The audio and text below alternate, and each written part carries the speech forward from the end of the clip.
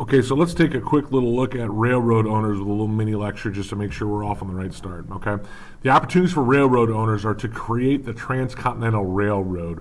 This is all because of the Pacific Railway Act that was passed in 1862, where Congress and President Lincoln believed that we should, as a government, as a country, build a railroad from coast to coast, basically, from the Missouri River where it stopped all the way to the Pacific Ocean. Two companies are going to come out of that. That's the Central Pacific and the Union Pacific. Their opportunities are to make a lot of money because the government is going to give away a bunch of land to them to do this, and they're going to also give them these really, really sweet loans to build this railroad. So your opportunities to make a lot of money. Also, lobbyists have opportunities as well because they can get a lot of power by going to Congress and convincing Congress to pass laws that are favorable to these railroads. So there's our opportunities right there. The challenges are a couple.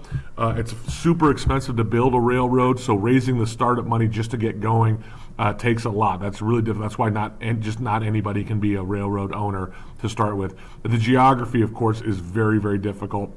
The mountains are hard to cross. The canyons are hard to cross. There's rivers in the west that are difficult.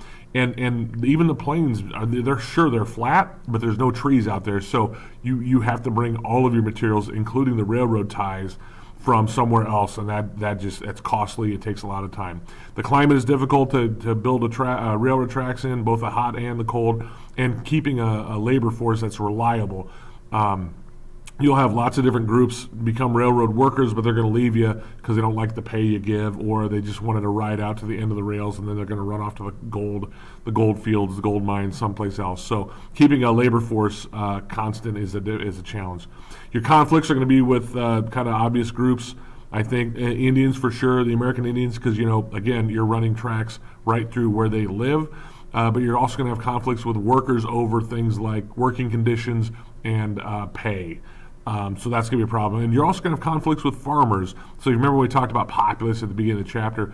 Those are angry farmers, and part of the reason they're angry is because you, the railroad owners, are charging them too much money to haul their stuff. So they're trying to get the government to either take over your railroad or to regulate your rates. So there's going to be a conflict there. So there's just a brief little summary, jumpstart of railroad owners.